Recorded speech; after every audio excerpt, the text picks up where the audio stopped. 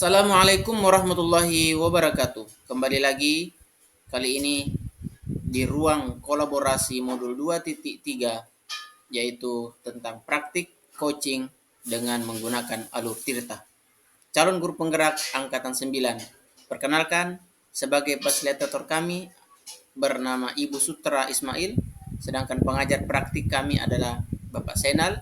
Sebagai coach dalam percakapan kali ini, saya bersama dengan Bapak Firman. Tujuan pembelajaran khusus.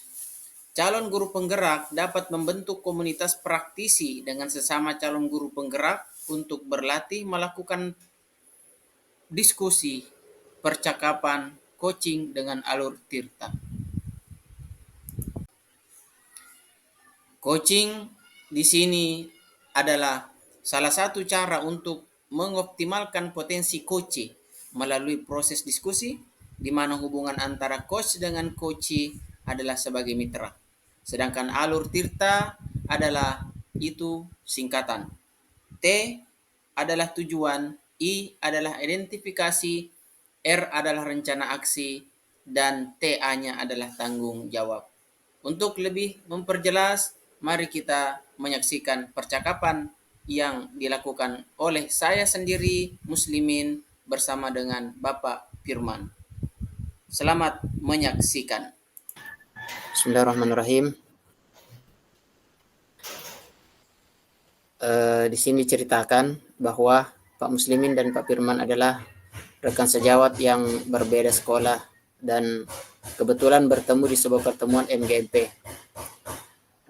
Saya sebagai Pak Muslimin memiliki masalah di sekolah terkait dengan beberapa siswa yang masih kurang motivasi dan belum fokus dalam mengikuti pembelajaran di kelas. Saya meminta waktu untuk berdiskusi dengan Pak Firman harapannya agar dapat mendapatkan solusi dari masalah yang saya alami di sekolah saya. Pertama, baik, tapi Pak Firman, perbincangan kami kurang lebih seperti ini. Assalamualaikum warahmatullahi wabarakatuh, Pak Firman. Bagaimana kabarnya, Pak? Waalaikumsalam warahmatullahi wabarakatuh. Alhamdulillah baik, Pak. Kalau Bapak bagaimana? Alhamdulillah juga, Pak. Baik-baik.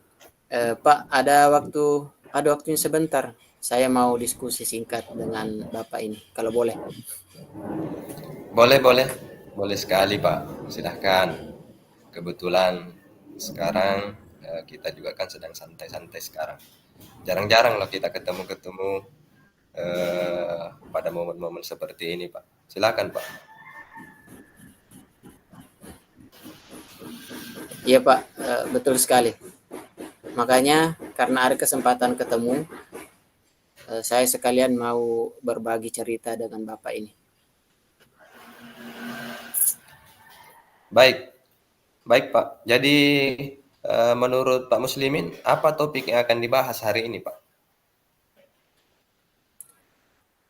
Begini, Pak, situasi yang saya hadapi di sekolah terkait dengan beberapa siswa yang masih kurang semangat dan masih kurang fokus belajar saat mata pelajaran yang saya ajarkan di sekolah, Pak. Seperti itu ya, Pak Muslimin. Jadi intinya masih ada beberapa siswa yang mungkin kurang semangat dan fokus ya, Pak, saat pembelajaran di kelas. Situasi seperti apa yang dihadapi saat itu, Pak, di kelasnya?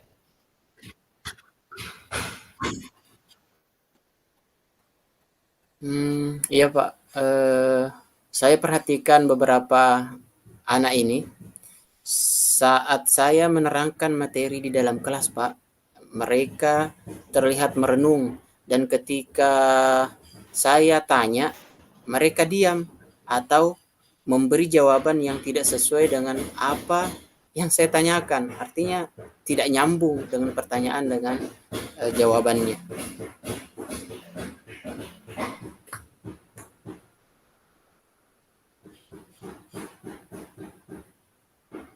Seperti itu, Pak. Oh, begitu begitu ya, Pak. Menurut Pak Muslimin, kenapa ini anak-anak, ketika dalam kelas saat ditanya seperti itu, hanya diam saja ketika diberikan pertanyaan seperti itu, Pak?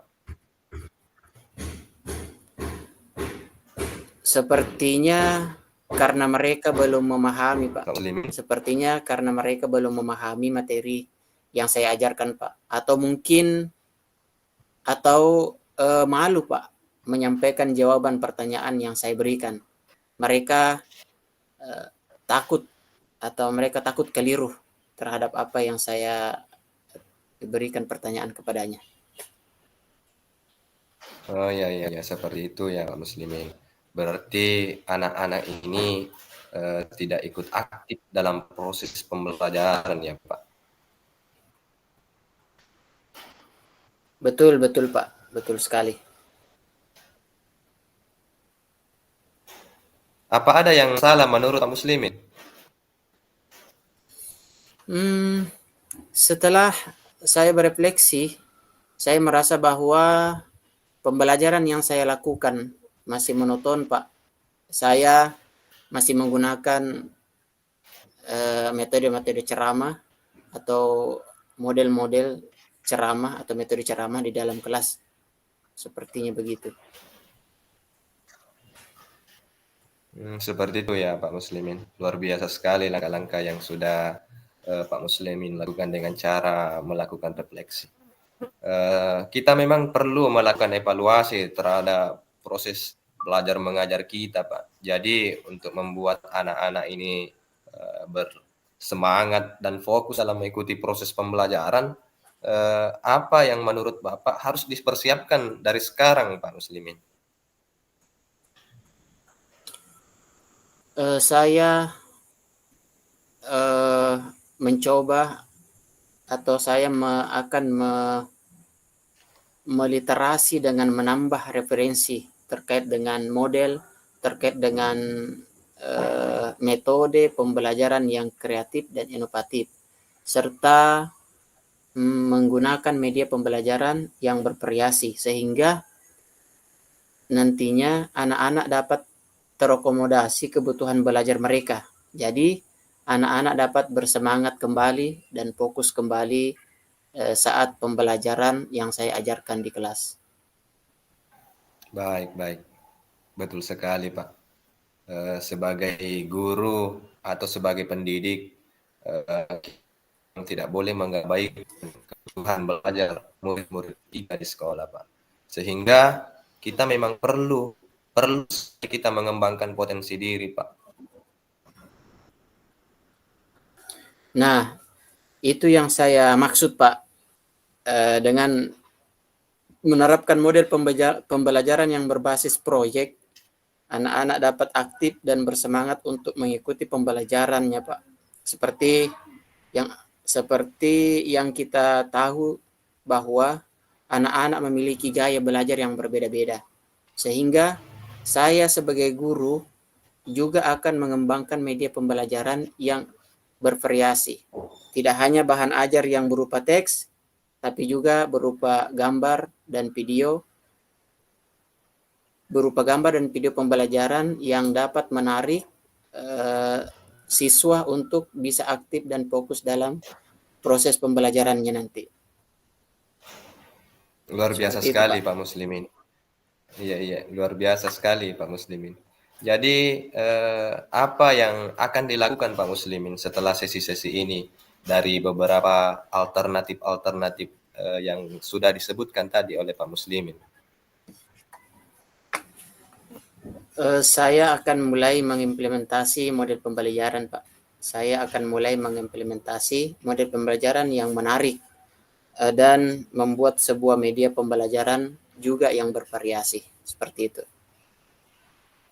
Kemudian, berapa lama waktu yang dibutuhkan oleh Pak Muslimin untuk mempersiapkan hal hal ini, Pak? Dalam waktu dekat ini, Pak. Dalam waktu dekat ini, insya Allah, dengan mempersiapkan media pembelajaran yang variatif, kemudian saya akan tampilkan dalam pembelajaran di kelas. Baik, baik, luar biasa sekali Muslim. Eh, dari beberapa kita hari ini, apa yang bisa Pak Muslimin simpulkan dari diskusi kita hari ini, Pak Muslimin?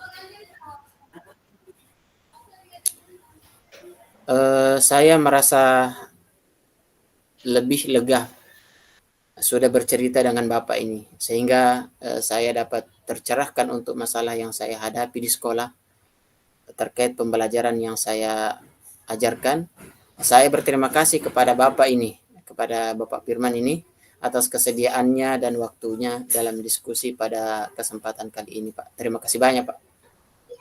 Iya, iya, baik, baik. Sama-sama Pak Muslimin, sama-sama Pak.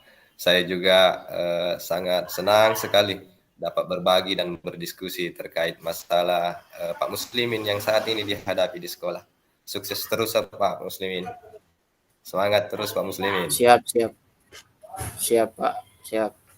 Makasih banyak, Pak. Assalamualaikum warahmatullahi wabarakatuh. Waalaikumsalam warahmatullahi wabarakatuh. Apa yang sudah berjalan dengan baik selama percakapan, yaitu terlaksananya alur tirta dengan baik, kemudian kedua tersampaikannya maksud antara coach dengan coach. Nah, kemudian apa yang masih perlu diperbaiki atau apa yang masih perlu ditingkatkan, yaitu tentunya kerjasama dan kesepahaman antara coach dan coach. Nah, selanjutnya apa yang Bapak lakukan untuk tetap dalam kondisi presence atau kehadiran penuh sebelum dan saat melakukan coaching, yaitu kesediaan dan kesiapan mental antara coach dan coach. Selanjutnya apa yang akan Bapak lakukan untuk memperbaiki atau meningkatkan, yaitu selalu berusaha mengembangkan diri dan belajar terkait coaching. Nah, kemudian dibawa pertanyaan coach, apa yang Anda rasakan pada saat di coaching? Pada saat di coaching, perasaan senang dan lega karena masalah yang dihadapi di sekolah sudah tercerahkan. Oke.